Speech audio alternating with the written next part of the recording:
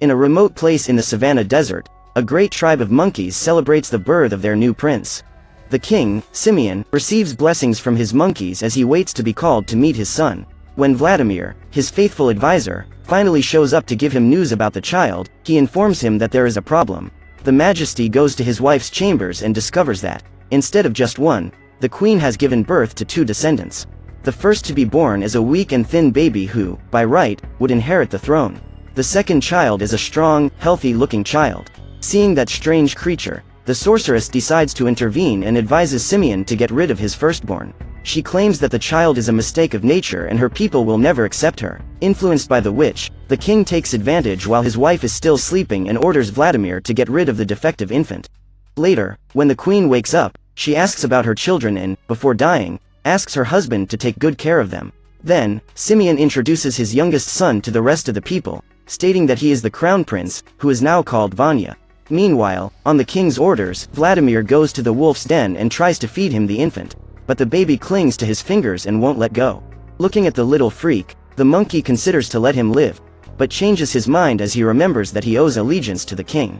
Again, he tries to get rid of the child, and this time he manages to throw him into the wolf's mouth. However, during the fall, the ape ends up getting stuck in a vine and manages to free himself from the clutches of his predator. However, the animal does not give up eating him and manages to bite his right hand.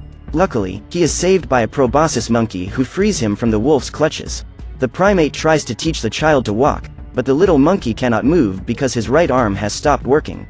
Thus, the ape takes a ride on the back of his new friend, Ian, and both walk together until Edward reaches adulthood. Generally, the two get along very well, except when Ian eats Edward's fruit.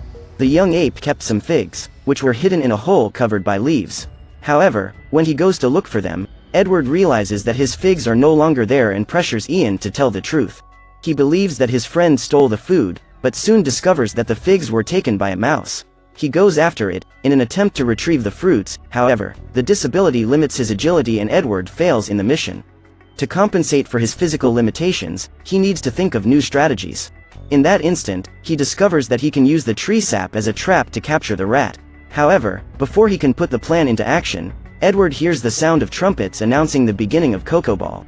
Ian doesn't want to go to the games, as the two are often discriminated against and made fun of by the other monkeys. However, Edward manages to convince him to give those guys one more chance and they both settle into a tree to watch the show. While hanging from the vines, the players toss the ball from side to side. The goal of the game is to launch the object inside a skull that is hanging. As the most skilled of the entire team, Vanya is the first to hit the target and is applauded by everyone in the audience. The second round begins and the ball is thrown towards Ian. Excited to participate in the dispute, the monkey tries to catch the object, but ends up knocking the players down and causing the ball to fall into a hole. Annoyed by the game's interruption, some primates band together to beat up Ian. Meanwhile, Edward uses the sap to retrieve the ball. Curious about that new feature, the monkeys crowd around Edward. At that time, Vanya approaches and, after catching the ball, intends to continue the game. However, when he goes to throw the object, he realizes that it is stuck in his hand and enlists the help of his colleagues to get rid of it. In the midst of that confusion, the Coco Ball lands on King Simeon's head and, when trying to take it out, Vladimir ends up pulling out a tuft of the king's fur, leaving him bald. When asked who was responsible for that incident, Vladimir accuses his cousin Sergei as being the culprit. That night, Vladimir is summoned to the witch's hideout, who questions him as to why the defective child is still alive. The monkey claims that he complied with the king's orders and, after threatening him, the sorceress orders Vladimir to find a solution to that problem. Vanya was hiding and overhears the entire conversation. At that moment, he discovers that he has an older brother who should have been eliminated. Furious at the idea of losing the throne, the prince promises himself that he will take care of it. The next morning, Edward sees Ian talking to the birds. The monkey insists on talking about a white mountain, but the ape claims that such a place does not exist. Ian then reveals that the birds told him that the white mountain is real. As they argue, Sergei and Marcel appear to inform them that Edward has been summoned by the king.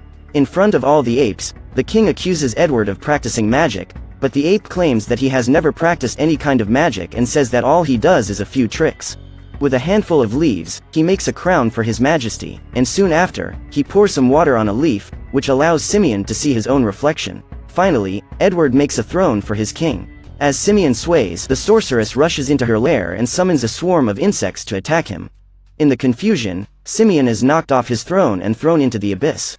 In the meantime, he manages to hold on to the tree roots and climb back up. Just as he was about to reach the surface, the roots break, the king suffers a sudden fall and faints. The witch claims that Edward is to blame for what is happening and says that the ape woke up the tree spirit to eliminate the king. So, Vanya takes advantage of the situation to get rid of his brother. He grabs Edward by the neck and throws him down into the forest. Ian tries to save his friend, but is surrounded by other monkeys and prevented from acting. When Simeon wakes up, he scolds Vanya for her actions, but now it's too late. When Edward wakes up after the fall, he spots Ian, who has descended on a vine to rescue him. However, the rope was too short and the ape cannot reach his friend's hand. Deciding to survive on his own, he leaves and runs into the middle of the forest. The young monkey finds two giant ostriches and one of them has a bunch of fruit in its mouth. In an attempt to grab one of those fruits, Edward gets up and uses only both feet for support. At that time, he discovers that he is able to walk upright and his injured arm will never stop him from moving again. Suddenly, a pack of wolves appears and the trio has to flee. Edward can only run backwards and discovers that using only 2 feet, he is able to run much faster. By watching the way the ostriches run, the young ape is able to run forward and even outrun them. Minutes later, they invade a place where some rhinos feed. The animals also start running away as the apes watch them from the top of the tree. When they reach the end of the path, the rhinos begin to roll like armadillos and Edward is about to be crushed. In order to save him, Simeon jumps in front of him and uses brute force to stop the rhinos from crushing the ape. One of the animals escapes and rolls towards Edward, so the king doesn't think twice about throwing himself in front of him. When the danger passes, the young monkey gets up and discovers that Simeon sacrificed himself to save him. Before dying, the king asks him for forgiveness and claims that Edward is also his son. At that time, Vanya appears and takes his father's body home. Edward is still alone in the forest, but now he can't get Simeon's words out of his head. That night, the apes perform a farewell ritual for their late king and Vanya is about to be crowned. Even before becoming the leader of that group, the monkey gets rid of Vladimir, as he finds him guilty of not being able to eliminate his brother when he was still a baby. Sergei then takes his cousin's place and introduces Vanya's suitors. Now he will have to choose one of them to become his wife. However, after evaluating them, he decides to create a new law. From that day forward, all apes should be at his entire disposal. To complete the ritual, Vanya must eat his father's flesh, but before taking the first bite, he is interrupted by Edward, who wants to break with that terrible tradition. In order to prevent his father from being devoured, he takes advantage of the fact that all the monkeys have fled the thunder and, with Ian's help, drops the king's body in the forest. Then they go there to hide it. Edward throws some small stones to form a tomb, but Ian places a large rock over King Simeon's body and manages to hide it completely. At that moment, lightning strikes a bush and Edward discovers that he can tame fire. He holds a stick that contains a flame, until it starts to rain and the fire is put out. The storm gets more and more violent and a tornado starts approaching the tree. The primates try to hide, but Vladimir is expelled from everywhere. Upon entering the witch's chambers, the monkey is sucked into the eye of the storm, as is Edward. In the midst of that natural disaster, the ape spots dozens of other animals trying to survive, including a primate that has just separated from her family. Seeing her, Edward tries to reach her, but is thrown out. The female is thrown away, and when the monkey tries to help her again, they are both sucked in again. However, now Edward is ready. He tied his body to the trunk of a tree and, in this way, manages to avoid being carried away by the tornado. With the weight of the 2 monkeys, the vine breaks and they fall over the precipice. Edward holds the female ape and uses his legs to climb back to the surface. The storm dissipates, and when the primate wakes up, it slaps that weird guy. She prepares to attack him, but suddenly bursts into tears upon seeing that her family tree has been destroyed. When Ian appears, the monkey decides to run away and Edward abandons his friend to go after her. He pursues her across the valley and faces the most adverse challenges to reach her. Hours later, they finally meet and the primate introduces herself as Lucy. Seeing the monkey walking on both legs, she decides to learn to do the same. With Edward's help, Lucy soon learns to stand and together they contemplate the view from the top of the mountain. The ape tells that his family lives in the tree they are seeing and invites Lucy to go there and meet them. On the way back, they find a lake of lava and Edward takes a stick with fire to help them see the way. As they approach the tree, they are greeted by the apes, who are curious to know how he was able to tame fire. The young ape says that the forest is fantastic and says that there is no reason to fear it. At that time, Vanya appears and orders his brother to get rid of that torch. To show how friendly fire can be to him, Edward lights several sticks, but ends up causing an accident and causes a nearby bush to burst into flames. Then, the sorceress appears and claims that all the curses that happened in the kingdom were Edward's fault. The apes support her and expel the couple. With nowhere to go, they decide to invade the wolf's den, and the ape uses fire to avoid being attacked by the animal. Afraid of the flames, the wolf decides to flee and the young monkeys conquer a safe and comfortable camp. Lucy orders Edward to get rid of that torch, and he sets up a stone fence to stop the fire from spreading. That night, they kiss for the first time. Until then, there was no kissing among primates, but when they realize that it is a pleasant act, they continue, despite not finding any use for it. Upon observing the couple, the apes also adopt the practice, and the witch invokes the tree spirit to reprimand them.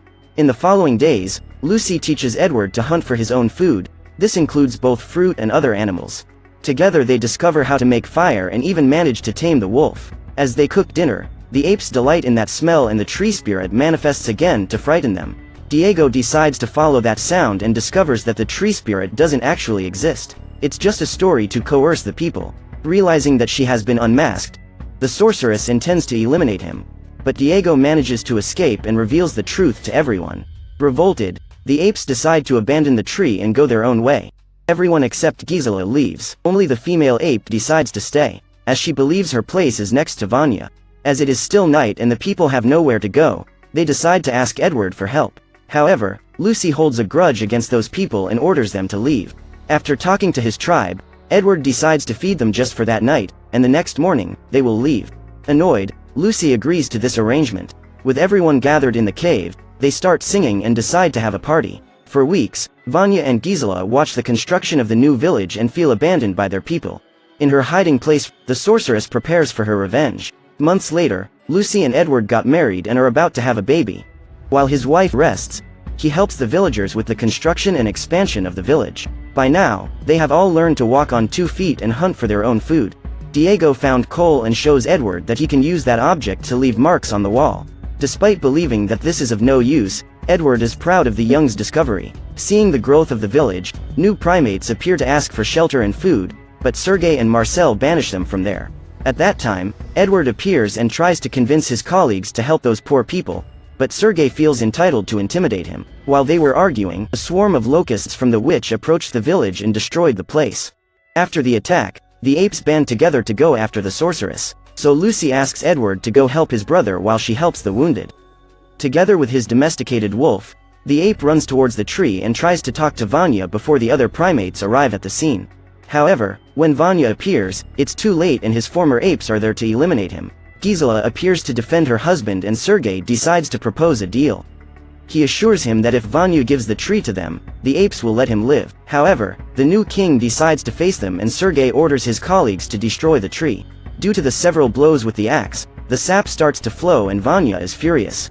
He is very fond of the tree of his ancestors and does not intend to let it be destroyed. The young king attacks his people and is attacked back. Edward tries to stop the fight, but is knocked out. Sergei attacks Vanya with a torch but is easily knocked down and the fire ends up spreading throughout the tree through the sap that was spilled. While the tree is on fire, the traitor orders his people to hold the king while he delivers the final blow. However, Gisela manages to distract them. Meanwhile, Vanya breaks free and charges at his enemies. Amidst the chaos, the wolf goes to wake up Edward. When he realizes that Gisela's life is in danger, the young ape clings to a vine and enlists the help of the wolf to lift him up. In this way, he manages to take Gisela out of the fire. However, a burning log falls on top of him and the ape is trapped. He cries out for help, but all the apes run away when the tree is about to collapse. Along with the tree, the witch is eliminated, but Edward is saved by his brother. As they mourn the destruction of their former home, the brothers make amends and Vanya asks for forgiveness for having allowed power to blind him to the point of trying to eliminate his own brother. When they meet up with the rest of the tribe, Sergei starts to cause panic among the apes. He claims that now that everything is burned and they have nowhere to go, they will all die. At that moment, Edward looks at the sky and, seeing the birds, remembers the words of his friend.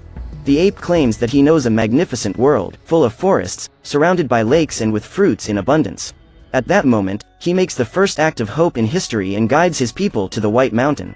On the tortuous path they take to get there, Edward continues to nourish hope in their hearts, despite all the adversities they have to face. After long days of walking, the group finally arrives at the Promised Land and Edward discovers that, in fact, the White Mountain exists. There, he is reunited with his friend Ian and together they celebrate that victory.